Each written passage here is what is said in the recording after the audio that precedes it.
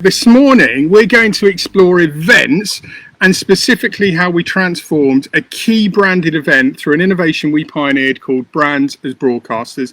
If you stick around for the next 10 minutes or so, you'll see how we took an event with an annual attendance of just over 12,000 people and brought hundreds of thousands of C-suite officers to the event. Morning, Annabelle, and I'm so sorry to everyone who's had problems joining in. As I explained, Facebook has really challenged me this morning. But that key point, we took an event that had 12,000 attendees and we brought hundreds of thousands of C-suite officers from around the world to the event. Now that's a key point. In doing so, we greatly influenced investment and return metrics. We showcased our customer as a true innovator. We hooked in new prospects to a brand story they would not otherwise have seen. And before the cynics watching this say, oh, you're going to tell us how you shot a video and got millions of impressions, blah, blah, blah. I'm not. I'm going to discuss how we created a live news style broadcast at a prominent event and produced such draw to our live content. We had C-suite officers watching the same amount of content it would take them to fly around the world 15 times non-stop, only watching our live broadcast. We're only going to be discussing the sanity metric of viewed time. Now, I bet that's piqued your interest.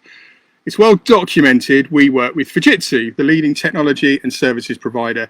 Fujitsu and Immediate Future share some key philosophies. One, we both hate boring social content and we're committed to producing content that makes a real difference to business and society. That's why we're doing these lives. And two, we don't believe in paying attention to those urban myths like long form video doesn't perform on social media or those tactics only work in consumer markets. The greatest compliment I can pay Fujitsu is that they're a dream client. They challenge us and back us to come up with innovations and new concepts. In the 5 years we've worked with Fujitsu, every time we've taken a never before done idea or concept to them, they've said, let's test it and see if it works. There are a few brands that do that, and Fujitsu reap great rewards as a result. They are bold and brave, but you would probably expect that from one of the world's leading innovators. Brands as Broadcasters was an idea cultivated 4 years ago whilst we were filming some Q&A interviews at Fujitsu Forum in Munich. These were pre-recorded videos featuring general views and cutaways of the event to create the usual edited video films that you see captured at every event globally. I remember saying to the head of social, Jim Millen, we should take this to the next level. Imagine filming live, having a technology news channel exploring the real challenges business face today and fronting up to the questions and challenges that most tech companies cower away from. The initial response was, we've tried to pitch broadcasters before, but there are editorial challenges. Absolutely, you're right, I said, but I'm not saying we pitch or even bring in a broadcaster. We become the broadcaster. I'm suggesting we build the branded broadcast from the ground up and do so on the very commitment that we're going to create the compelling and sometimes controversial interviews you would usually see on the likes of BBC News, Bloomberg or a Reuters TV channel. An idea was born. Now it was about building and executing it. Now I should say we're fortunate at IF to have people spanning many backgrounds. We have staff including founder Katie Howell and myself who are BBC News regulars and we're used to operating in broadcast environments, and we have teams with the pivotal experience of producing and broadcasting everything from Discovery Channel documentaries to Sky Sports Super Sunday Live, and we've got the teams with the amazing know-how of how to make things pop on social. But strangely, whilst important, the key to broadcasting at a brand event isn't just the technology you bring in, although that's of course important as we build a full outside broadcast studio equipped with 4K studio cameras, audio desks, vision mixers and the expert staff required to operate these. In short, out on location, we build a mini gallery that similar to what you would see in any major studio. But the critical part, the key to your success, is in the scripting and the topics covered.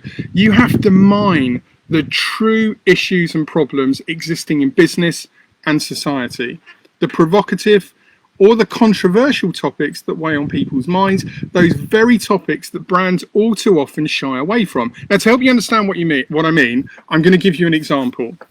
Artificial intelligence is key to an array of innovations making significant impact in business and society, but it's not without its skeptics, and for good reason. As with any technology, there are sadly those who use it without the right knowledge, expertise, skills, or even ethics applied.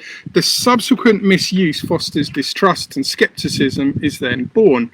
Just over a year ago, at the very time we were broadcasting, news broke of an AI used in America on facial recognition. A well-known retail store in the West Coast was wrongly identifying a person of colour as a criminal. They were ejected from the store in the most degrading of fashions. It should never have happened. Apologies were too slow. The poor individual was understandably greatly affected by the incident. Now, although nothing to do with Fujitsu, I challenge Fujitsu saying, we can't discuss AI innovation and ignore failings like this. We need to address the warranty questions our audience will have. To their credit, they agreed. One of the live interviews we broadcast was discussing innovation in retail and how those innovations could potentially positively impact our high street stores and their footfall. We started the interview by discussing and addressing the key failing in America, highlighting that many people build AIs, but few then apply the machine learning needed to ensure AIs are built without bias and with ethics and morals, something Fujitsu blazed a trail on. The ML, or machine learning, allows millions of unbiased data points and images to be applied to ensure the AI, irrespective of the bias intended or not that's woven into the base code, it's then eradicated because of the millions of data points applied. Had ML been applied to the US retailers' AI, it would not have failed so badly. The brand would not have lost trust, a loyal customer would not have been grossly wronged, the innovation would have shone. In short, we created a compelling, insightful and newsworthy content that hooked in our audiences and did so on a topic that was firmly on their radar. Over 2.5 days of Fujitsu Forum TV Live streamed live to Facebook, Twitter and YouTube. A total of 44 live interviews and 4 keynotes were broadcast. Prior to this, attendees at the venue were the only people that could have historically seen the keynotes. Each live interview we broadcast lasted between 10 and 14 minutes. If we ran longer than that, I had the director screaming in my ear, wrap it up, get off air. Oh, so you should say I have a dual role. For Fujitsu, I host and anchor all of their live broadcasts. We've broadcast live in America, Canada, Japan and Germany in the past couple of years for them. But the key point of all of that, we work very hard to unearth the key stories within your business, within industry, within society and within media. We then help you have an opinion and truly showcase the brilliance of your employed talent, the value of your intellectual property, and the brilliance of your event. We explore 3 to 5 questions during each interview that need debating. If you do 3 to 5 questions and you do so in the right fashion, you naturally kind of breach the 10-minute marker without any waffle. In year 1, so this is going back a couple of years now, in year 1, the test and prove case of Fujitsu Forum TV Live, we only deployed £5,000 of paid media. We exclusively boosted the broadcast to CEOs, COOs, CIOs and CTOs. So this wasn't about just firing it out to all and sundry, although of course it was available organically on the platforms, but the targeting was exclusive to C-suite. Now, keep in mind videos you've watched, videos that have bored you and made you abandon after just a few seconds.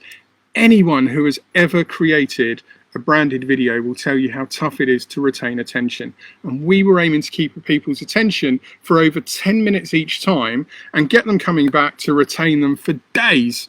How did we fare? Well, year 1, the same amount of content was viewed by these C-suite officers as it would take CEOs to watch every episode of Game of Thrones from all 8 seasons back to back and do so 17 times over.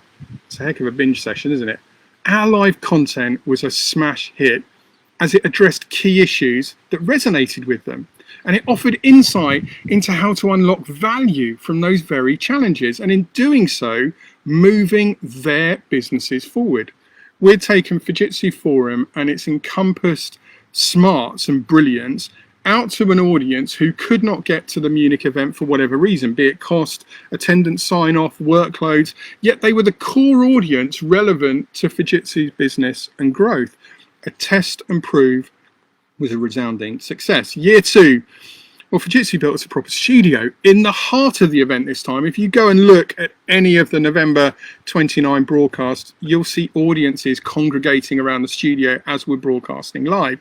It became a focus point at attendees too. The stats in year 2, well, we were armed with a slightly larger media budget this time. We had £9,000. We applied the same C-suite targeting, but this time we had the same amount of content viewed as it would take CEOs to fly non-stop around the world 15 times over, only watching Fujitsu Forum TV live footage for the entire duration.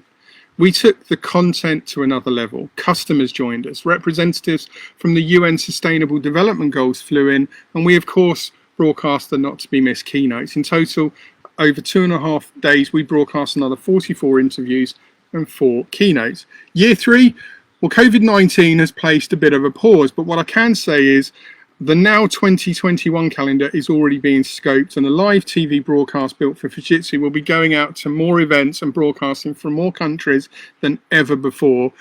We proved the concept, proved its impact and the financial success. We innovated at an event and drove event attendance of sort to levels not attained before. Brand recognition rocketed. And here's the thing, the final killer thought for you all. Hundreds of thousands of pounds, if not millions, are sunk into building stands that your usual footfall come to. Yes, you market your events, you change formats, layouts, you alter contents that are presented, but ultimately you're still largely relying on the goodwill of past attendees doing their part to either come again or share their opinions with colleagues and friends to drive additional attendance. Few events are truly innovating and taking their proposition out to the people who would and could attend, but for whatever reason can't. Yet, for a very modest investment, much less than what some of you are putting into some of those stands that you're building, you can take your branded event to your audience. Now, if you're thinking, this all sounds great, we're going to give it a go, please, pretty please, if you're going to do this, do it properly. Don't just throw a camera on a chatty person. Bring in a team that can ruthlessly help you unearth the newsworthiness of your business smarts. I guarantee they are there, they exist, and I guarantee audiences want to see them shared and see them debated, but you've got to find them and you have to create a true broadcast that's going to engage people.